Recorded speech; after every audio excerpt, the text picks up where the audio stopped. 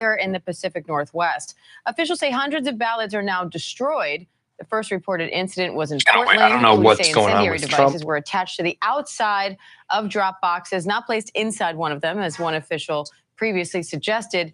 Officials are also say they've identified a suspect's vehicle. About a half hour after that incident, another ballot box was on fire in Vancouver, Washington. Authorities there found what they call a suspicious device next to the ballot box. Let's go to ABC's Luke Barr for more on that. Luke, what's the latest in the investigation into these incidents? Does it seem like they're connected? Well, Diane, it certainly feels like, from the FBI's perspective, they are trying to figure out if these events are connected. What we know is that state and local authorities posted a picture of the suspect's vehicle, as you mentioned, just after 4:30 in the morning, out there on the Pacific Northwest. 3 different incidents of ballot boxes being caught up in a fiery box, as officials have said. And Diane, I want to say that the officials are really keen on making it clear that any form of voter intimidation won't be tolerated, and officials will be taking this kind of action seriously. ABC's Luke Barr, thank you. And gun violence prevention advocates say the issue has been outshadowed by other topics ahead of the election, despite an ongoing epidemic. The Gun Violence Archive reports at least 134 people have been killed in 148 mass shootings across the U.S. since the first debate between President Biden and former President Trump. March for Our Lives co-founder and Parkland shooting survivor David Hogg joins me now for more on this. David, thank you for coming on. It's one of those issues that I wish you didn't have to be here to discuss. Yeah, I don't know what the point of this is about to be. I'm just waiting for him to come on here. My feeling is that it's been such a disastrous week. They had a lot of momentum for a while, and I think the momentum has broken. And it has a lot to do with that rally, and it has a lot to do with comments that were made on CNN last night. There's like a lot of hate and really nasty rhetoric coming in the final days, and that's really not the direction that Trump wants to go. So I think he's going to try to pivot here somehow, or maybe double down. Who knows? But could be interesting.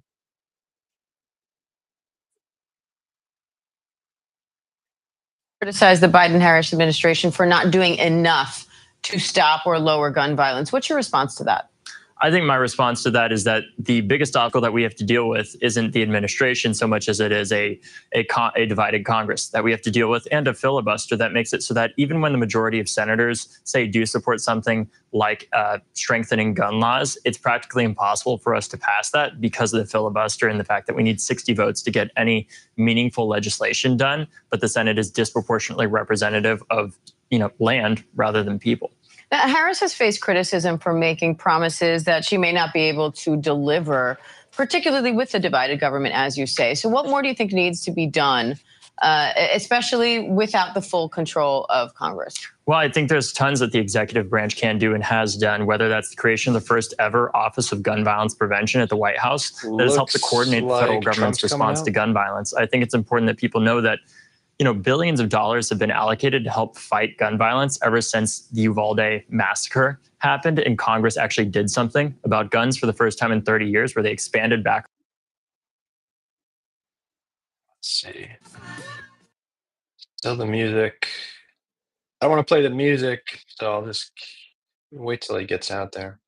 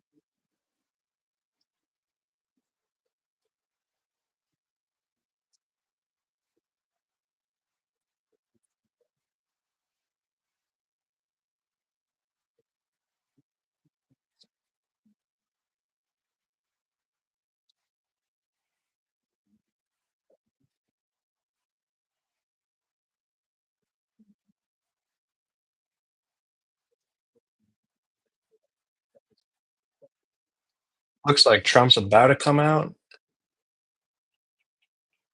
Saw him poke his head out, and then he just like disappeared.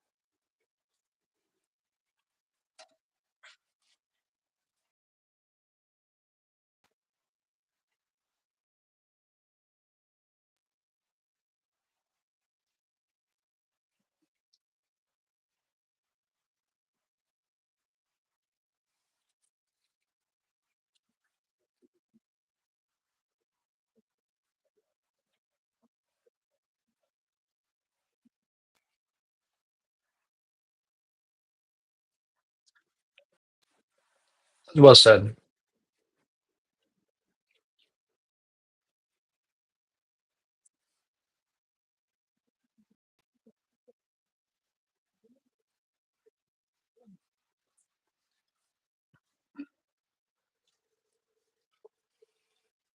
Waiting for Trump. Spending our lives waiting for Mr. Trump.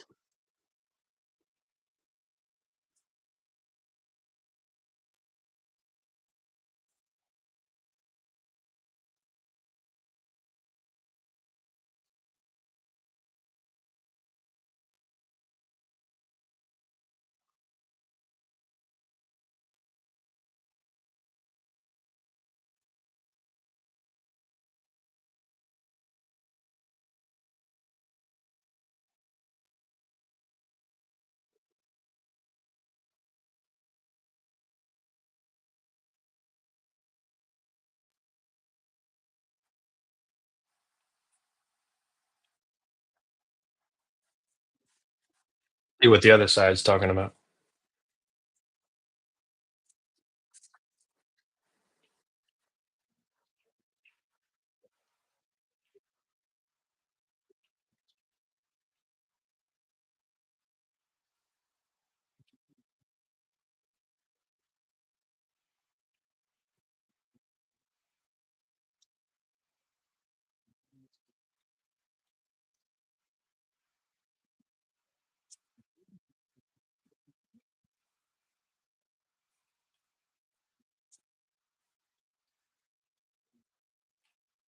My God. What's this guy talking about?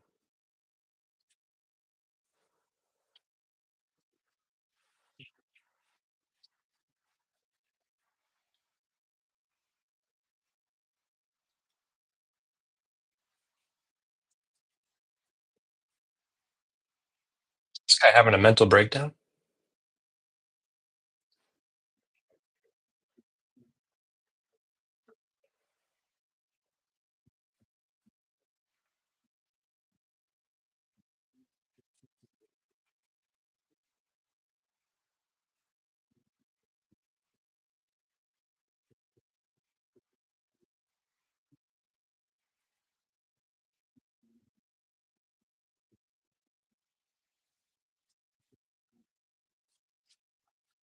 Finally.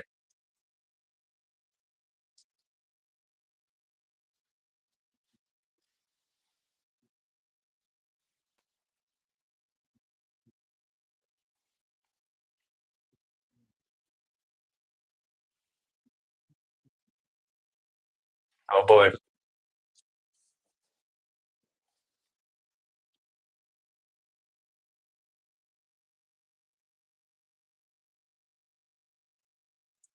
Here we go.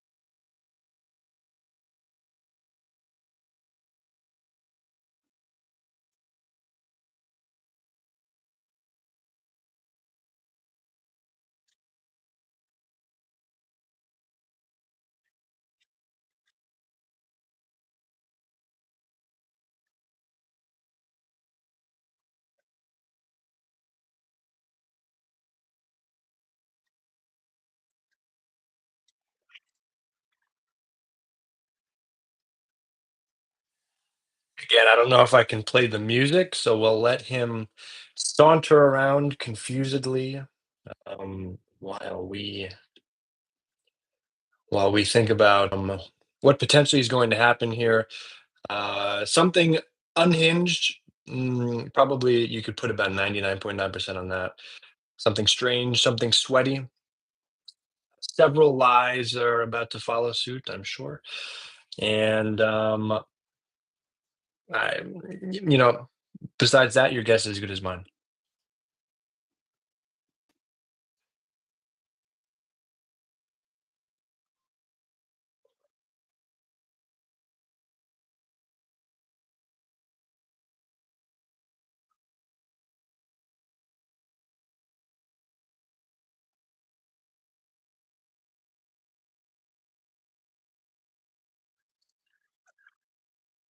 Something shardy for sure.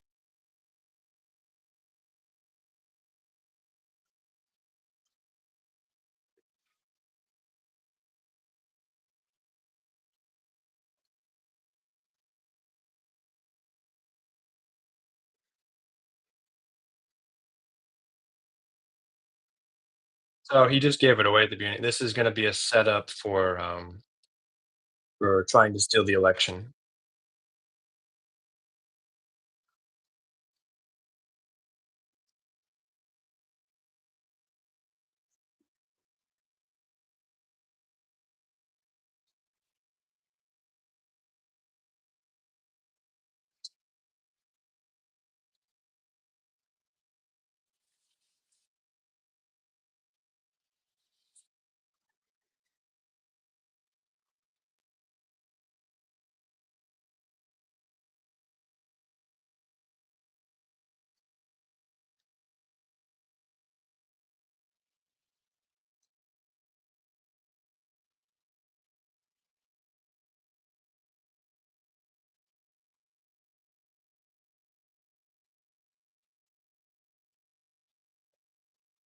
Everything is getting ready to blow up.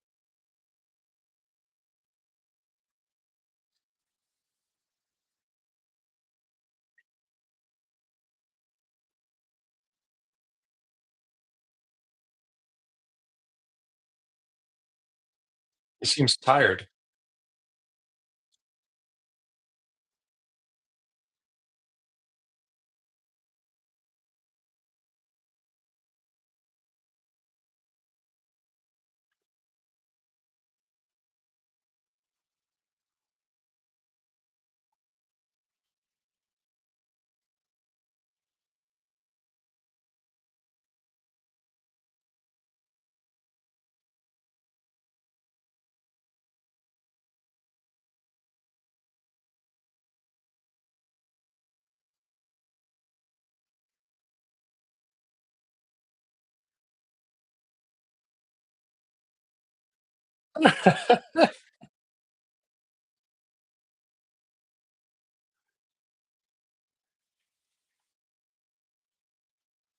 Can't have it.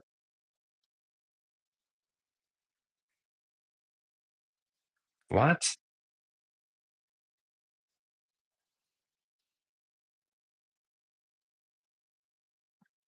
Wow. Talk about projection.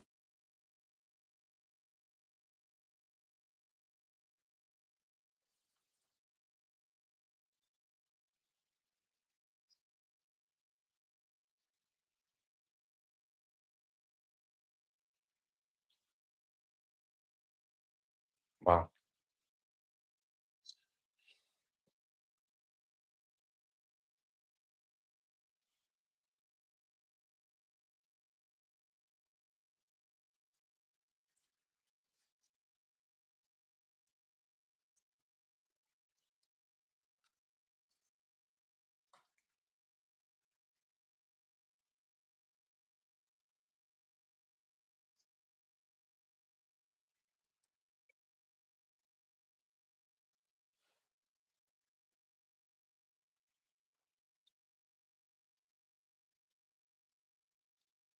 My God, this is desperate.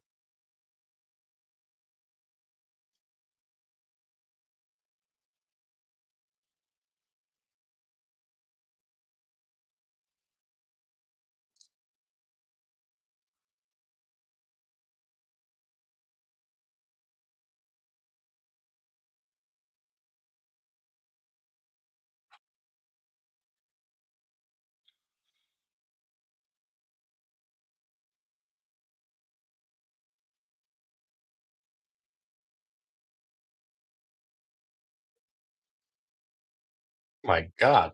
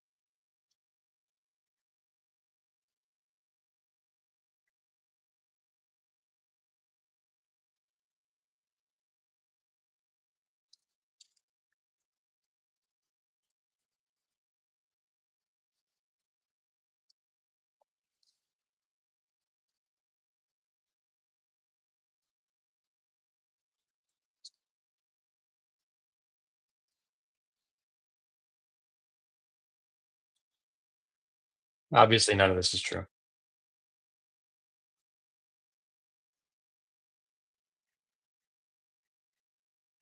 The United States of America.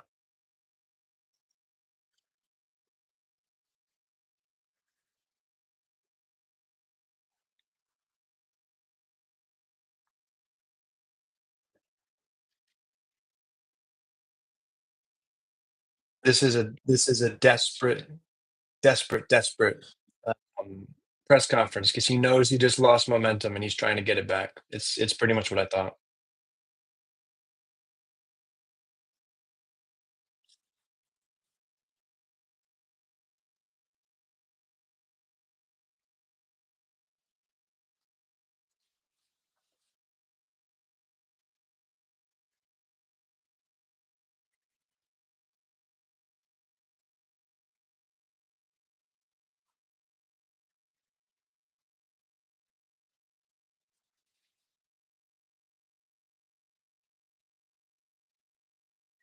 Beautiful endorsement. He was responsible for finding the source of immigration. There was no border czar.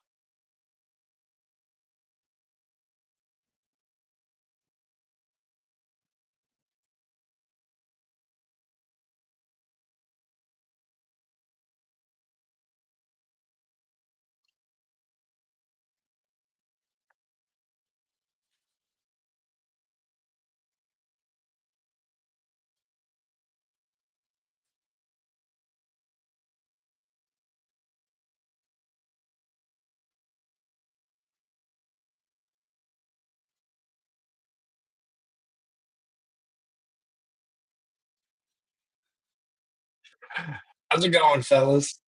How's the border? Guarantee you neither did he.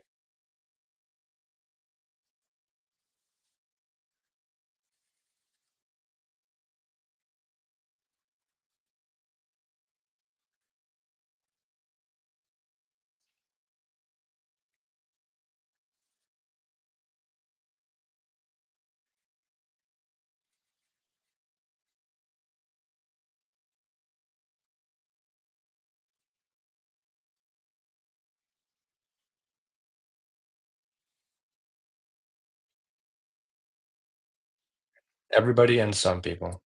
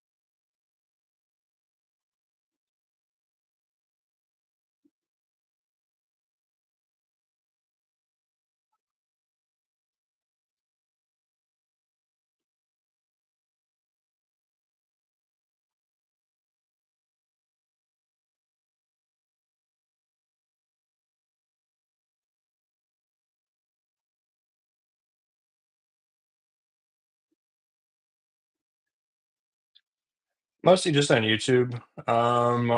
I have TikTok, I have Instagram, but I don't really use them. To be honest, trying to grow on YouTube more than anything right now.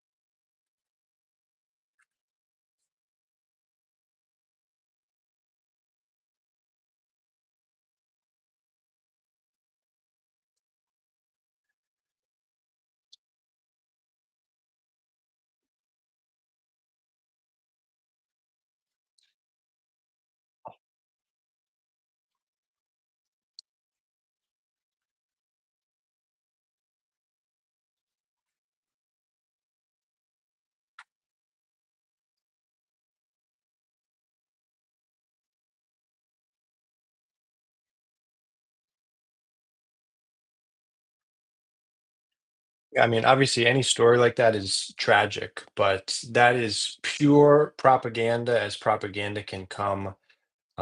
Um, because we know that illegal immigrants and immigrants in general are committing crimes at a much lower rate than US born citizens. For every tragic story like this that you can find for an immigrant, there's, two or three more for native born citizens. It's just the reality of having 350 million people in the country. So, yeah, they're unfortunately using that tragic situation for political purposes, but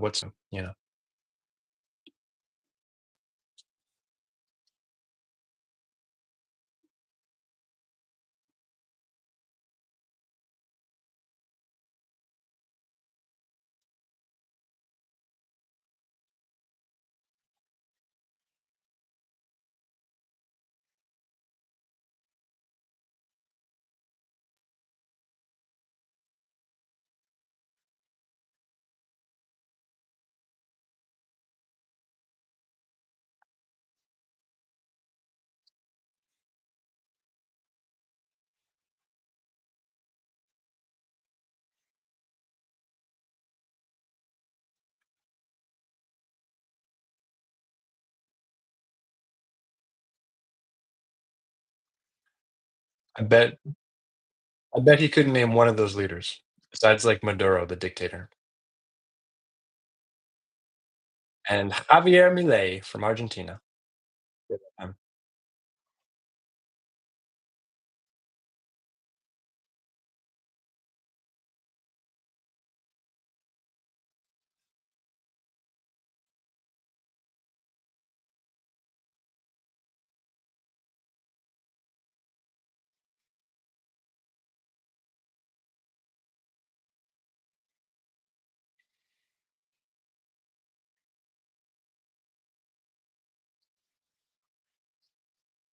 Massive dumps.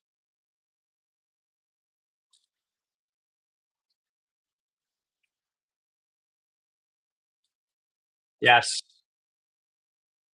exactly. GK, you hit the nail on the head. This is cleanup time. This is give me the attention back and give me the momentum back because everyone's been talking about Tony Hinchcliffe for the last 72 hours, 20, no, 48 hours, and the campaign is floundering.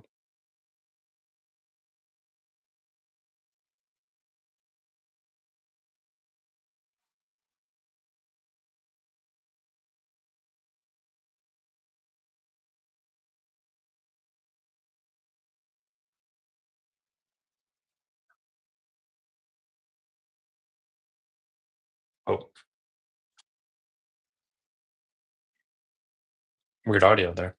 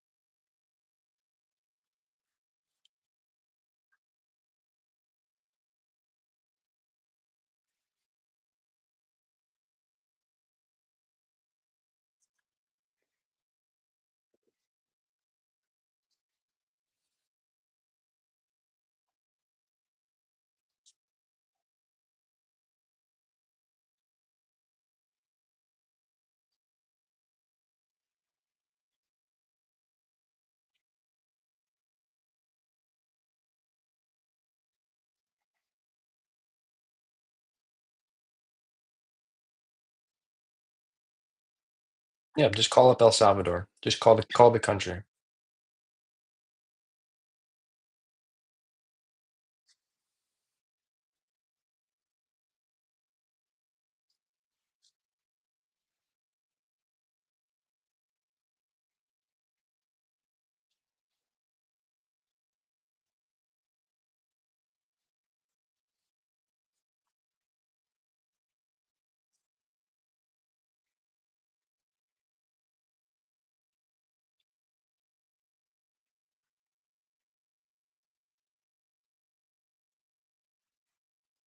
Again, guys, I'll never downplay a death, a tragic death that should never have happened before.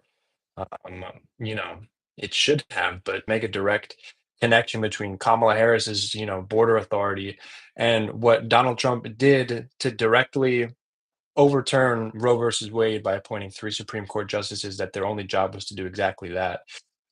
And you have literally women that are dying because they're not able to get access to critical care when they're having complications. And this is just in the course of 2 years, right? And these stories like these are going to keep coming. More suffering because policies that are directly from Donald Trump. So there's no, again, two people, we can both play that game. I mean,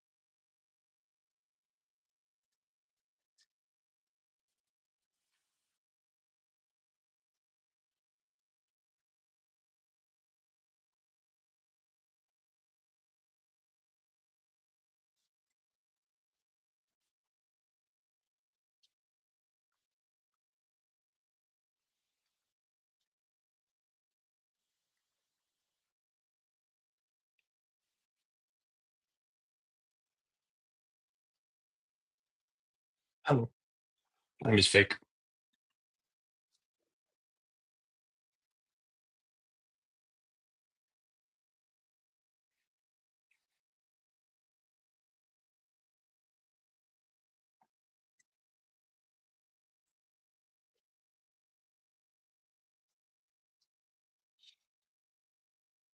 Imagine being that stupid or dishonest.